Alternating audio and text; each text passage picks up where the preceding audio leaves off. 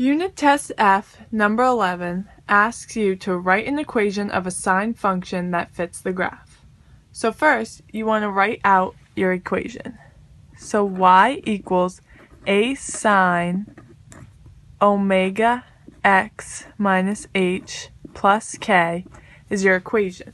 And you want to figure out each of the values of the amplitude, the omega, the h, which is your shift, and the k, which is your midline. So let's start with the amplitude. The amplitude is equal to the distance between the maximum and the minimum divided by 2. So the maximum is 1, and you'd subtract that by the minimum, which is -3. And then you divide that by 2. So that is basically like adding them. So you have 4 divided by 2, which equals 2. So your amplitude is 2. Now for your omega is also equal to the frequency times 2 pi. So how you find your frequency is the reverse of the period. So first you want to find your period, which is 1 rotation of your function. So I'm going to start at the top here because that's at the 0, so I'll know how long it is. So this is the start.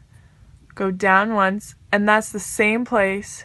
That's the same position it was when we started, and that's at 2 pi over 3. So that's your period. So your frequency is equal to 3 over 2 pi, because your frequency is the reverse of the period, like I said. So you do 3 over 2 pi times 2 pi. I'll just write it like that so it's easier to see. And the reason it's nice to be easier to see is because you can just cross these two out, and that equals 3. So that is what your omega is. Now, you don't need this. Now let's do what your h is, or your shift. So you can do this by looking at your calculator and trying to figure out your shift, or looking at your graph, or you could use Desmos, but during a test you can probably not use Desmos. But you can see that if you draw in a regular sine function, which is something like this, and it keeps continuing, but it has that flow, it's about around, it's not on this graph, but you can see it on your calculators, it's around pi over 2. So if you want your shift to be at 0, if you want your function to be at 0, you want to shift it to the left pi over 2. So when you shift to the left, you add. So it's going to be omega x plus pi over 2. So now all we have left is our k, which is the midline. And your midline is literally just the middle of your graph. So if you look at this, you can see that -1 is just the middle. And the way you can do this is you can look at the max and you can look at the min, and you can see which way they have the same distance. So this is 1, 2 distance from the middle, and this is 1, 2 distance from the middle. So you know that that is the middle of the graph. So your midline is -1. Now let's plug this all in so you can get your equation.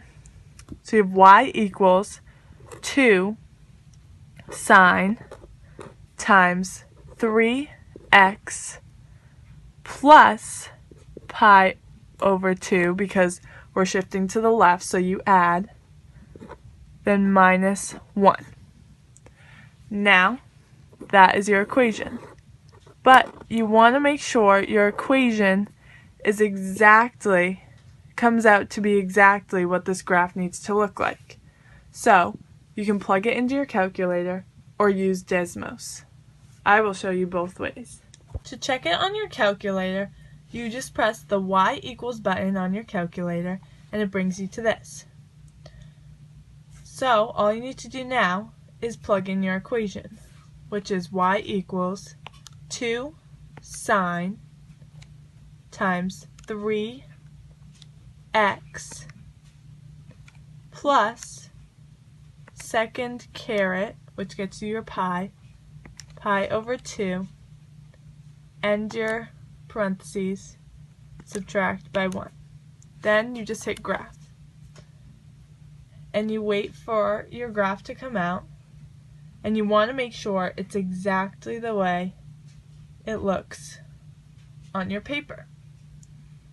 So you can see that the maximum of the graph is 1, and your graph starts at 0, which is how it starts on your calculator.